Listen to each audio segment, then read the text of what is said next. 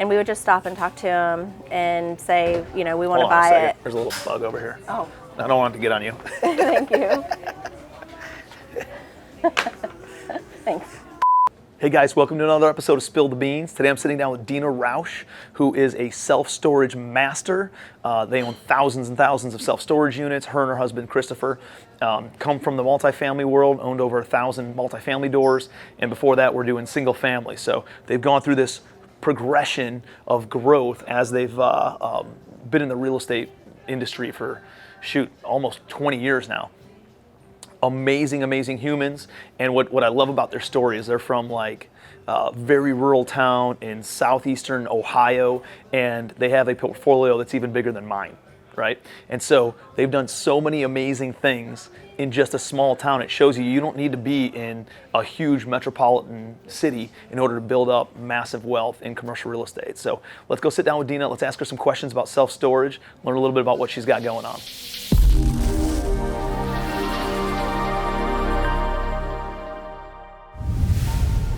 Deana Roush, get over here. How are you? I'm good. How are you, Tim? Good.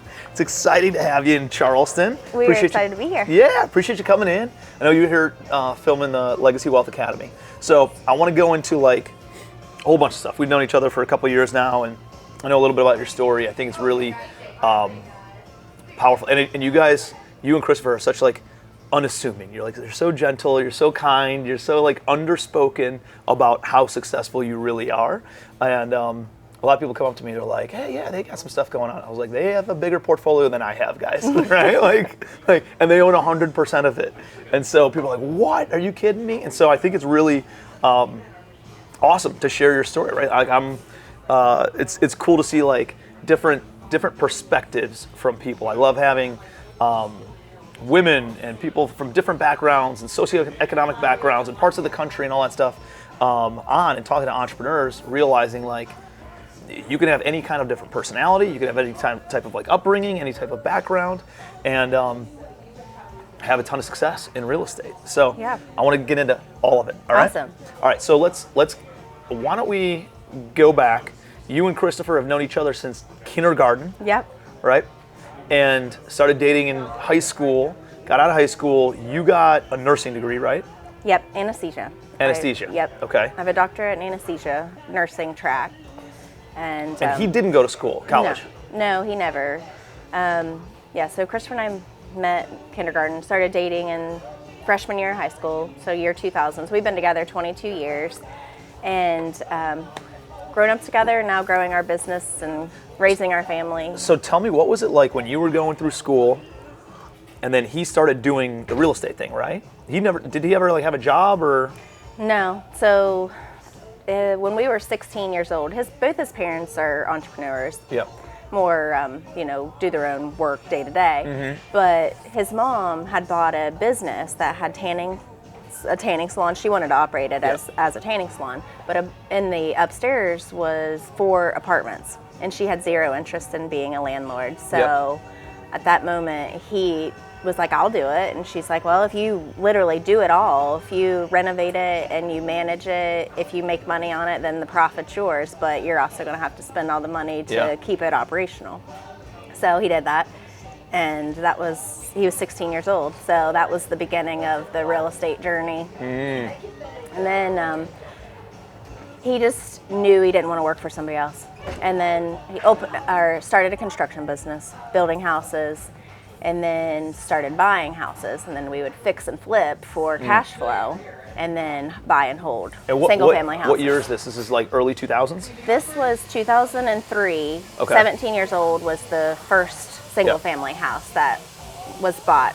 And then that's what we did. So we bought, rented, or flipped, and built houses for money to be able to continue to do that. And by 2012, we had 150 single-family rentals. How did there's a lot of people watching who didn't invest and live through the 2008 downturn. How did that affect you guys? Or like, what did you see in the marketplace of like, why did some people sink? Why did some people swim? And again, how did it affect you guys? Yeah, so I think that definitely has something to do with the market you're in. So where we're from is a very small town. There's 650 people in our town. So like the smallest of small towns. You don't have to be from New York. You can have a massive portfolio in small town Ohio. It doesn't matter. And we still live there. So I mean, we've grown our company living in this town with 650 people. And majority of your property's there too, right? Yeah, the majority within a couple hours radius, right? Yeah, within a couple hour radius. So what we did then and now is we buy properties that there's a problem. You know, they're discounted for a reason. So then there's that operational efficiencies and improved value that that comes from doing the sweat. Yeah, putting the sweat equity in. And so, all right, so in 2012 you're up to about 140 doors, you said? 150 single-family houses. All single-family? All single-family. So you hadn't done any multifamily or any storage yet? No. And that year, we went to the Dave Lindahl conference, which I'm sure a lot of people are familiar with. That's where I started. I saw him on his journey up to like 7,000 doors or whatever he was at. And I was like, I couldn't imagine owning that is so amazing to own thousands and thousands of doors. And I saw this guy, and then I don't know what happened to him. He kind of like fell off a map or something. I don't think he's around too much anymore. Honestly, I do not know either. I think there was some goofy stuff that happened like behind the scenes. I think his organization's still doing some stuff though, and but like that was really, really inspirational. Yeah. When I saw him doing that, I was like, whew. It was probably around the same time, 2010, 2012, something like that. Yeah, so we went to his conference, and that was when like it just got our mind thinking like, it's taken us, so we graduated high school in 2004, so 2012 we had 150 units, but that's a long time. Yeah. So we're like, let's scale here. Like we can grow our company a lot faster in apartments. So that's what we did. We went there, literally when we got home, we started the whole calling everybody, sending the letters, doing the emails, and we had our mind set on this 140 unit townhouse apartment complex that was relatively close to where we live. An hour is close to us, you know, like it was the town an hour away. And none of those traditional means worked. He didn't answer the phone, didn't reply to the emails or the letters. So we found his address to his house and we drove to his house and we knocked on the door and we just had, like, he invited us in and we sat on his couch like this and we had a long conversation and we were we just told him, you know, this is where we are. We just have single family houses, but we want to do apartments and we're going to do them and we want to buy yours. And he was ready to retire. I don't know his age, 75, I'd say. Yeah. And he's like, I'll sell it to you, you know, but How come he didn't respond to anything else? He just didn't check his mail? He didn't check his email? I don't know. I don't know if he had been getting the letters. I would think a lot of people who would putting forth that effort are like, nobody wants to sell, nobody's returning my phone calls, nobody's reaching back out to me, they must not be interested in selling. It's just, it wasn't getting into the inbox, right? Like people tell themselves these stories about how, you know, nobody's interested in selling or, you know, they're just deleting my emails. And the reality is they just need to keep on following up or find a different way to communicate with them. Yeah, persistence will pay off eventually. Yeah. So anyway, he wanted to sell and it was $1.2 million, 40-unit townhouse complex, nice property. But we hadn't bought an apartment complex before, so we didn't have the track record, nor did we have $240,000 down payment money, to be honest, but we were determined to do it. And we've built our business on relationships in some facets. So the Home National Bank is what it's called, that has been lending on all these single-family houses as we had grown that portfolio. We went to them and talked to them, and they only had $1 million lending limit, and we were pretty close to that already with our 150 houses. But they partnered with another bank and did the deal with us, and for the down payment, we utilized the seller's deposit money. So he wrote us a check for the deposit money, on all and then the rents. we deposited it into our bank account, and then wrote a check to pay for the majority of it. That's awesome. Yeah. Well, like you guys do a phenomenal job of creatively structuring deals, right? We've talked multiple times about how you guys get seller financing on a bunch of different projects, and like not just seller financing, but like, I don't know, 4% for the next 30 years, fully termed out without any sort of balloon payment on it, right? Like, you guys get that over and over and over again. So let's hit on a little bit more of like, how are you finding deals? And then what do the conversations look like as you're, because you guys are focused almost exclusively on self-storage now, right? Yeah, so we had grown that to transition to storage. We had grown our apartment portfolio from 2012, from the first time we acquired an apartment complex, to 2021, and we had 1,000 doors by 2021. And in 2017, we had bought our first storage property kind of by accident. We were looking for more apartments, and a broker in town really was trying. Like, we had become friends with him, and he was like, I'm going to find you guys a property. Like, right. I want to sell you property. Well, he didn't find an apartment, but he found this 435 unit storage facility. And he's like, we were like, we don't buy storage. Like, you know, that's not our thing. And he's like, just come look at it. You know, just talk to the owner, look at it, look at the numbers. And, you know, if you're not interested, that's fine. But we went, we looked at it, and it was like in the best part of town. I mean, everybody has to pass this property to go there, to go to town. All 650 people are driving by it every day, right? Yeah. Oh, well, this is a larger town. I don't even know. Oh, okay. This is, I think there's 40,000 people or something in this town. But all right. Anyway, so we looked at it. It was like really like well built and quality property, and it had a few apartments on it and a commercial space. And we looked at the numbers, and we're like, you know, we're just going to give it a shot. Yeah. So we bought it. And now, you know, we did a little learning, and now, like, if we could buy 100 more of those properties, it was like the best deal. Yeah. It was the manager that did nothing. The owner had occupied free, of course. Him and all his friends had 80 units that were not being capitalized on at all. And they weren't doing collections, they weren't doing auctions, all of the stuff that you dream of in a property. So it's great. We still have that property, and we ended up buying land that was beside of it and added on climate control storage to it. It stays full. Cash flow's excellent. It's my favorite property. Really? Today. Out of your whole portfolio? Yeah, even we have, you know, brand new state of the art $10 million storage property, and I'm sure it's because it's the first one. But yeah, it's a good property. So yeah, we did apartments and storage together for all those years, and then 2021 it just got to the point where operationally we own and operate all of our properties. So we had in-house management and everything. Yeah, in-house management. So we had the division of residential operations and then the division of storage, and we just decided we didn't want to operate both anymore, and storage was where our growth was. So we started to sell off our apartments, and we're still working on selling them off now. We have a few hundred apartments yet, but we're growing in storage. And we like multifamily still, but as we grow in that direction, we want to do third-party management or partner with other people so that we're not doing the day-to-day operations anymore. It's its own animal, you know. Like there's a lot of moving parts to the operational side if you're involved in in-house managing. So it's just a lot of work. It's a lot of people. It's a lot of levels and layers on top of each other. And we had both of those. Right. Because storage operations is way more than people think as well. Yeah. And it was just, we just didn't want to do it. Let's talk about that. Let's talk about,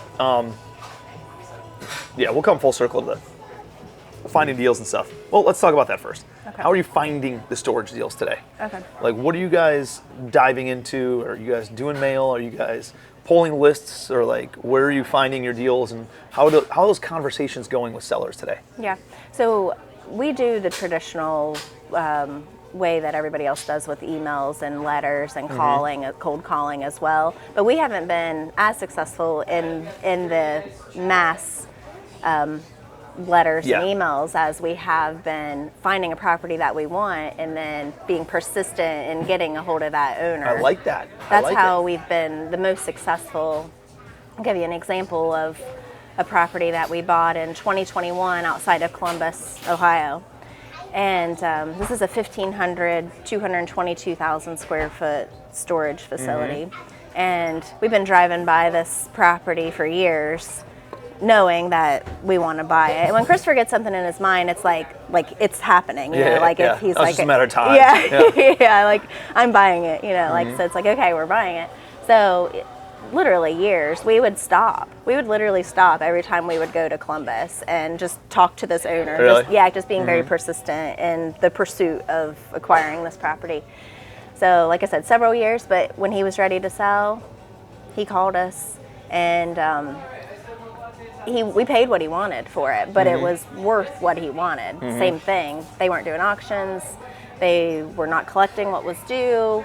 So many units that were just free and no marketing. So even though here's what I want, but it's based on his actual collections. Whereas a lot of sellers that I've talked to, they're like, hey, it's worth this much in its assets, but you know, the market's really hot, so I want you to pay a premium for the value that you're going to create. No, I'm not going to pay a premium for the value that I'm going to create in this property. I'm going to pay for what it's worth today. Exactly. And based on how you're operating this thing. Yeah, so we paid what it was worth at his operations, knowing that we would not operate in the fashion that he operated. Right.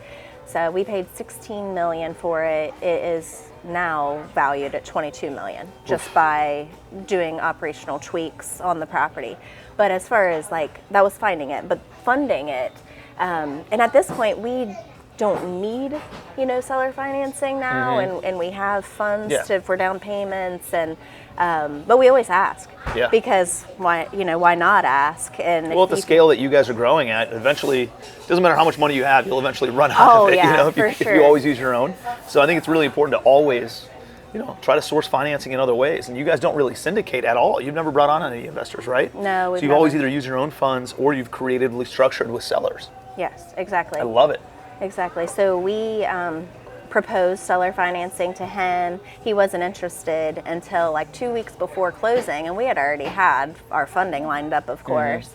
So we told him, like, it's going to have to be better than this, what the bank offered, and he did. We ended up, this was 4% interest rate, fixed for 30 years, and we also got a second for the down payment money from the local bank that we've created a relationship with. So we have no money in this. So the seller did the financing for 80%. The 20% was paid by the bank, just on, you know, a relationship, not on the property. They're not on the property. They're not. It's not a filed second lien. No. Got it.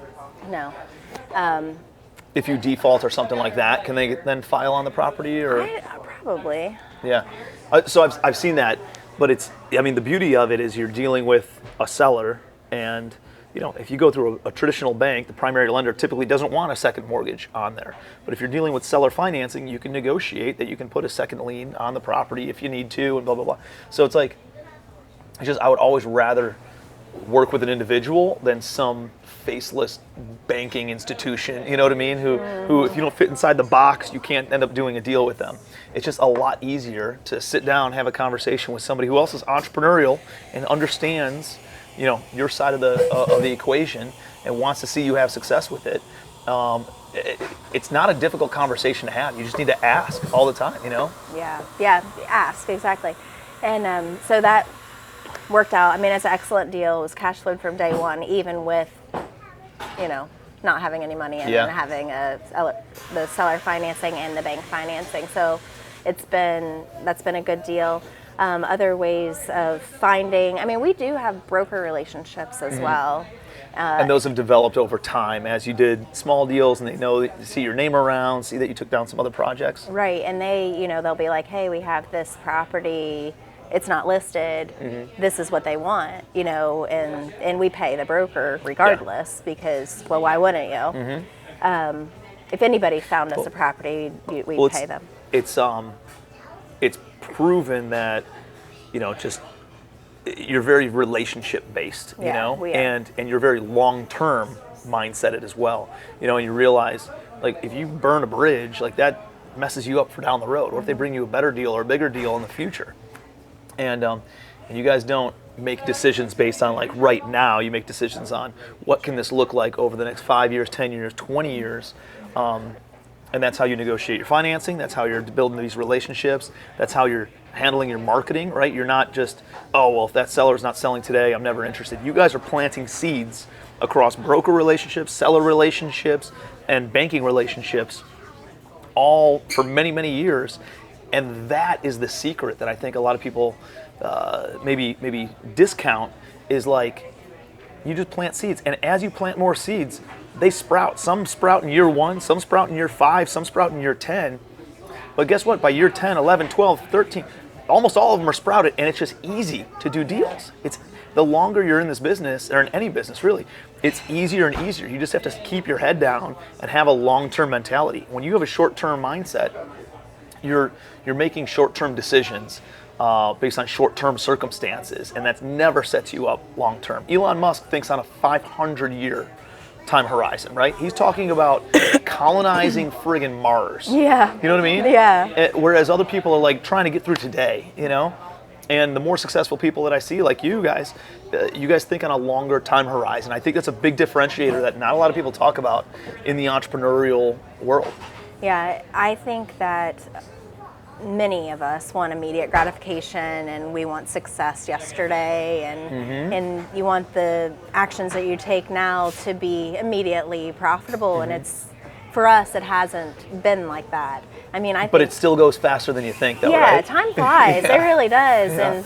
And I mean, we've gone from that first single family house to thousands of storage units, and it's just by being persistent and working hard and knowing that even though you do not see the results immediately, that it's going to go full circle.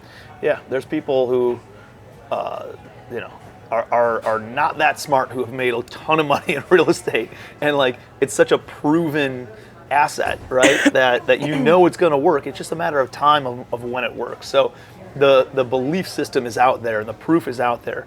You just got to do put forth the efforts. So how have you guys seen the landscape change now that interest rates are rising, inflation's going up? The economy's been booming, but now there's talk of things constricting a little bit. Do people continue to have storage units even when the economy tightens up? Or do they see that as like an extra expenditure and they get rid of those? Like, how are you guys navigating good economies, bad economies? Yeah, I think that, everybody says that storage is recession proof. I don't believe that it's recession proof, but I do think it's resistant in the fact that storage is a lower cost space for your stuff. And people, regardless, do not want to get rid of their things. So say they have to downsize their residential space because they're going to save a lot more money by decreasing the size of their apartment or housing than their storage unit. So they downsize their apartment space, and now they're needing extra space for their belongings. Storage is a lower cost place to store their stuff. So $100 a month. I was going to say, what's your average rent for storage? Yeah, so I mean, storage is, there's a few different facets of it. So 5 by 10 to 10 by 20 is average sizes, and there's drive up and there's climate control. But we'll say $100 a month average versus. It's not enough for somebody to want to get rid of all their stuff. Right. Or go through the headache of even having to go there and move their stuff. Exactly. And most people that move in say, oh, we're just going to be here a month. And we're like, it's fine. That's why, that's fine. That's why we give the discounts that burn off. So maybe you give the first month free, or the first 3 months 25% off a month or something. But you don't ever want to discount your rent. So say your rent's $100 a month, and I see this happen a lot on properties that we've bought. They've move-in specials $75 a month instead of $100. Well, it's been 3 years. They're still at $75 a month. So we do burn off discounts. And then the other thing is, when you give that rent roll to a bank to refinance, or you give the rent roll to a buyer to potentially come in, they see $75 a month instead of $100 a month with some other concessions that you gave up. It looks better to banks, it looks better to buyers at having a higher interest or having a higher rental rate, and then giving them some concessions in order to market or move in or pay on time or something along those lines. Yeah, for sure. So that's why none of us can see into the future or what's going to happen. But as far as storage and the history of storage, it has been very recession resistant. I do believe that is largely it. It's a much cheaper space, and people if they're going to keep their stuff, then that's going to be the cheapest option. I mean, do you guys bump rents? Oh yeah. Like it's a commonplace in apartments that rents increase on an annual basis. You guys sign annual leases or month to month kind of a thing? No, that's the beauty of storage that initially sounds bad, is it's 30-day, month to month rental agreements. So nobody's locked in, neither the tenant nor us. So you give a 30-day notice and you can raise that rent. So you don't have a full 12 months before you can raise the rent. So say the market's hot and everybody is 100% full and they're pushing rates. Well, you have that opportunity within 30 days to bump that rate back up to market, which allows for continual revenue management, which is what we do. We continually do revenue management. So when somebody moves in, say their rate's $100, and then 9 months later, they get a bump. They get their rent raised, it might be $5 a month, but at 9 months, and then every 9 months after that. At a minimum, depending on the market, then it could be more often. Yeah, I love it. And as occupancy increases and there's more demand, then obviously you can adjust the rates, right, based on that follow with that. Do you find, like, I'm thinking month-to-month leases? If I took an apartment building that's 100 units, it's all multifamily, month-to-month rental agreements, to a bank, and I wanted new financing, they'd be like, everybody's on month-to-month. Like, we're not going to fund you, or it's going to be a lower loan-to-value because it's all month-to-month. Is that the case, or is it pretty standard practice in storage that everything's month-to-month? It's just the way storage is. Yeah. So they don't see it as any abnormality. Like, that's just the way storage is. Which makes sense. They underwrite hospitality and hotels, and nobody's got on a lease, right? It's like you don't even know. Most of those get filled up 2 weeks before the actual night, and so as long as you show like a track record and a history, right? Of they'll look payment. at the 2 years P&L, and they'll be able to look at occupancy statistics reports and see the trend, and they do look at all of that. So let's go into we talked about the macro economy kind of a thing. Let's talk about storage specifically. Are there any concerns that you have with how much? I feel like there's a ton of development going on in the storage space right now. Yep. Do you have concerns that it'll ever get overdeveloped and then start cannibalizing itself? I've heard statistics like 8% of the population uses self-storage. And so if you build more self-storage square footage than 8% of the population, or whatever that ratio is, then all of a sudden all occupancies drop across everything, and it hurts the entire industry, not just a single owner. Have you guys found that? Are you guys concerned about that? Do you pay attention to that? Like, what type of things do you look at to make sure that there's still like an absorption rate when you're buying these things? Yeah, I think that's honestly my biggest concern with storage is that storage is its own worst enemy. That people who have no knowledge or little knowledge, and they just think we'll just build this storage facility wherever, and they will come, right? And they will come, exactly. Yeah. So that's obviously a very big concern. But the way that we build is we build where there's high barriers to entry.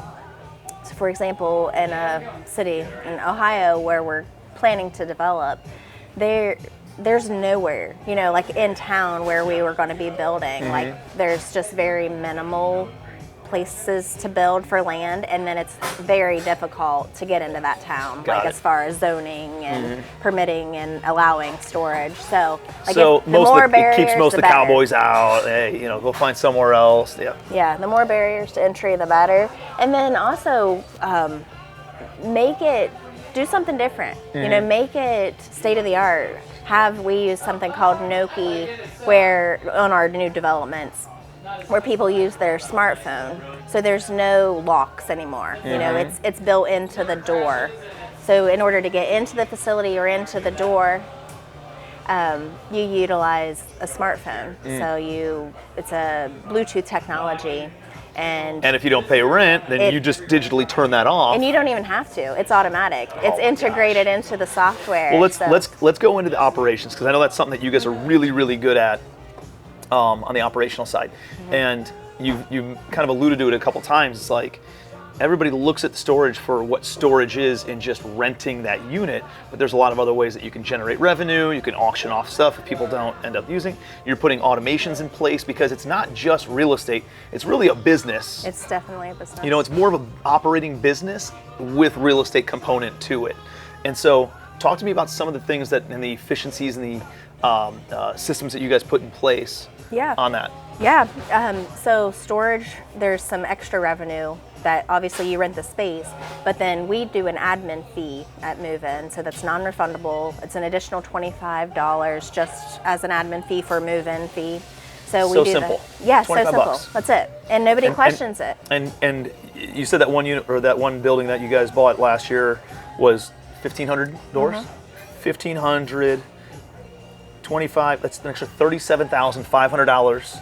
Potentially a year, assuming you have turnover of every unit once per year. Let's say it's every 2 years, right? It's $37,500. Even half of that. Yeah, half of that. Let's go $18,750, and divided at a 6% cap rate. That increases the value of the building by $300,000 just by charging a $25 admin fee. Yep. Other things like the Nokia I was just explaining. There's a smart fee for that. That's monthly. That's depending on the market. Oh, and you charge that to the tenant? It's not even like Yeah, it's like $5 a month additional for the smart fee. And these are things, so you charge like a base rent, and then when you sit down to sign the lease, you're like, hey, there's a $25 admin fee, $5 a month smart fee, and whatever these other fees are, and that's in addition to that base rent, right?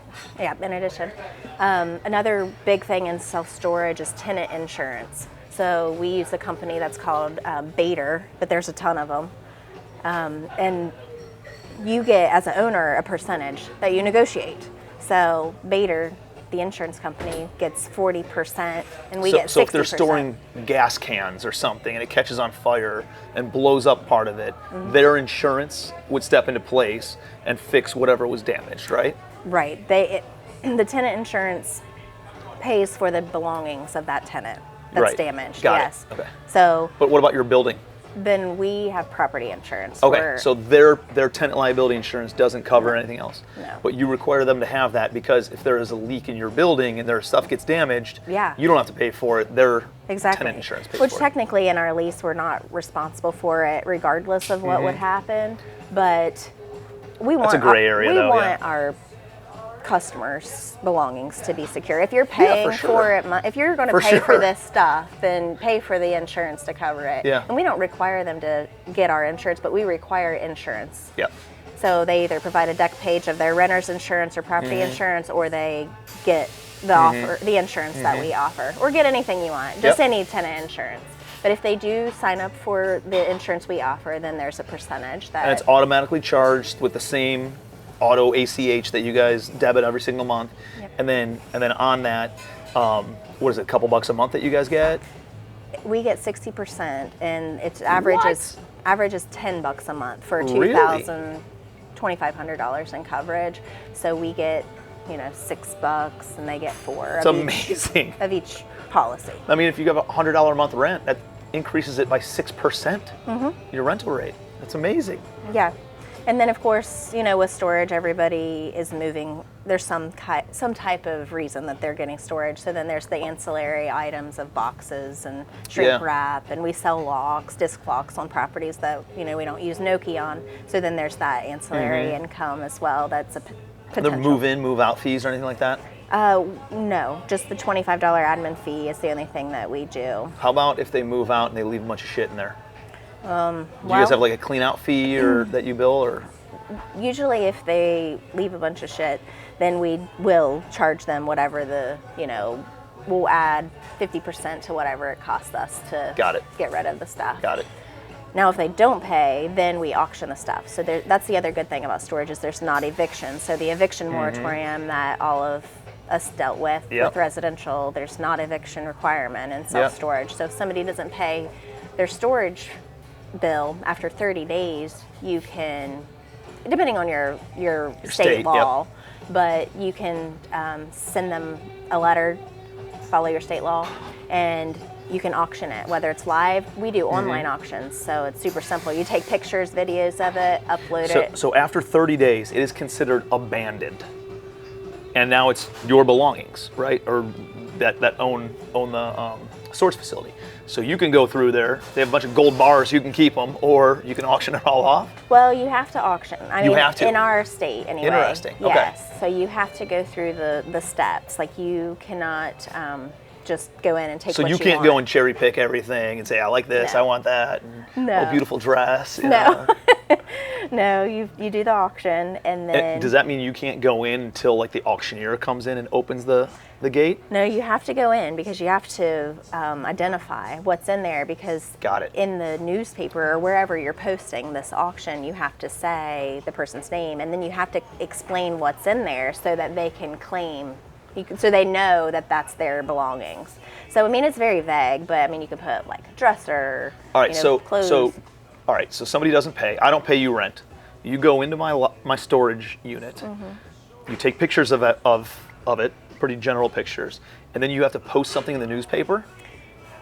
It depends on the state, but we post in the newspaper, yes, that And so there's you say a storage auction. Tim Bratz didn't pay his rent, Yeah. and he's got dirty underwear and old shoes, And who wants to buy it? Who and you have wants to it? put the specific date, specific time, and everything, where Wow. it's held. It's very detailed, law. Oh man. Yeah, Oh, man. but it's still super simple. I mean, it's way easier No, yeah, than I'm- evicting. yeah.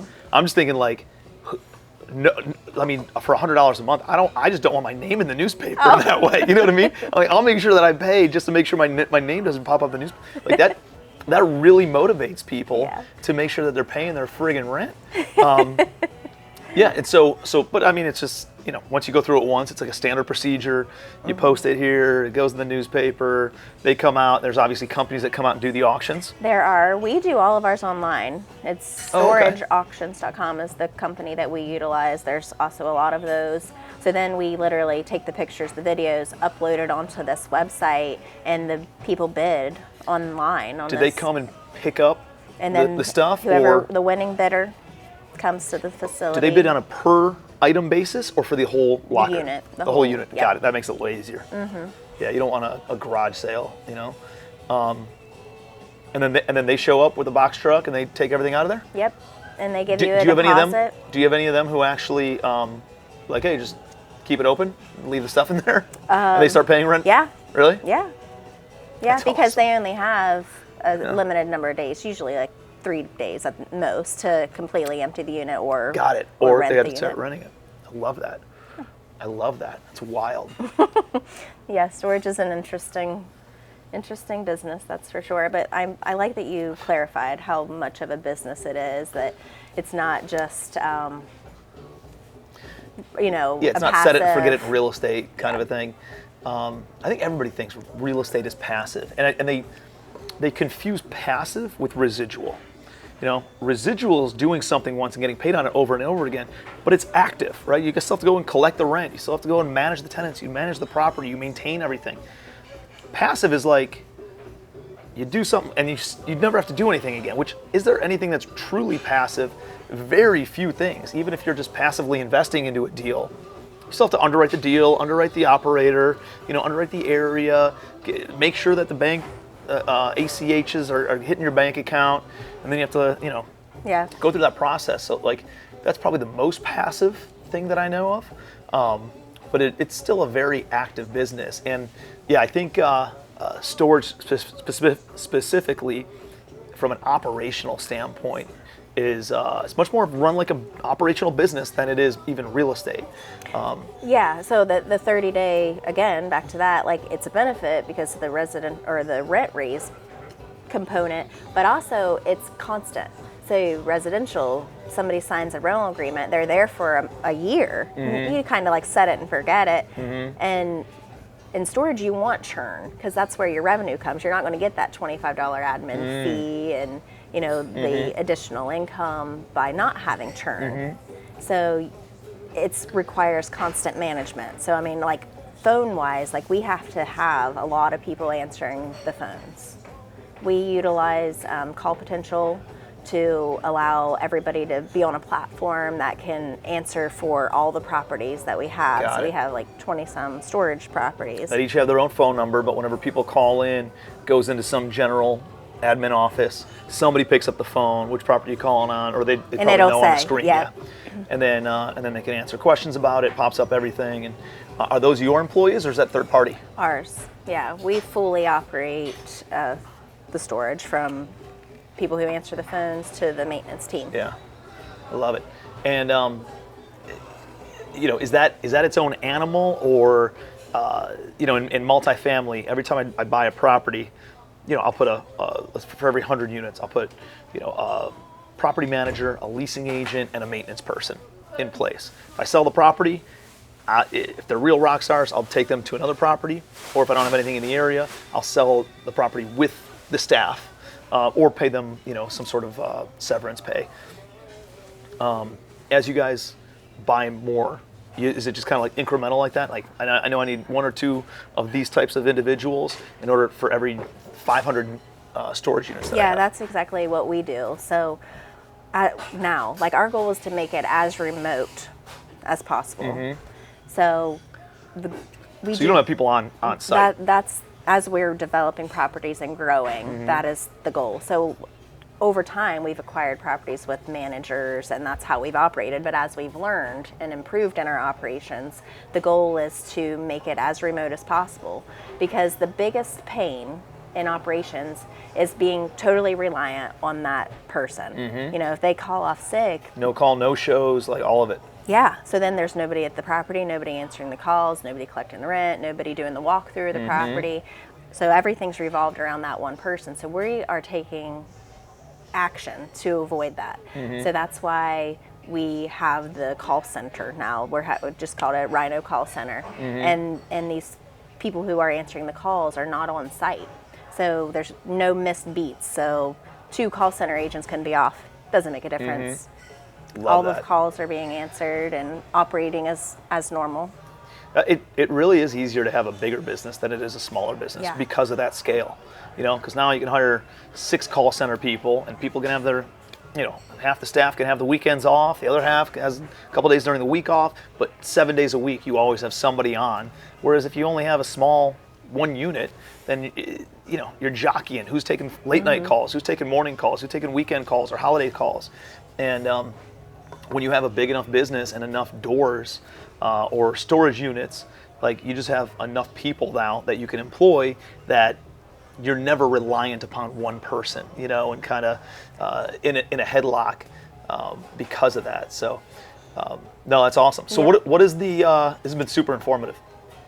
What does the next 24 to 36 months look like for you guys? So we are still in growth mode. We have 2 properties under contract, acquisitions, storage properties at this moment, that each have potential for expansion. Land already available and zoned, actually, and permitted to start the development on.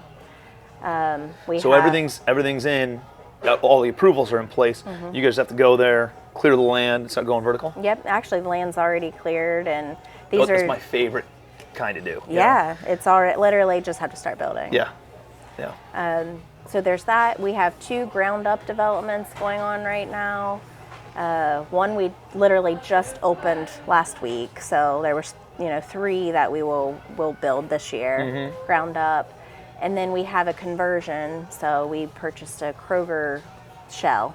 They had built a new Kroger, selling the smaller Kroger, and so we're going to convert that to climate control storage. Love that. You see that with a lot of like Kmart's and stuff right now, right?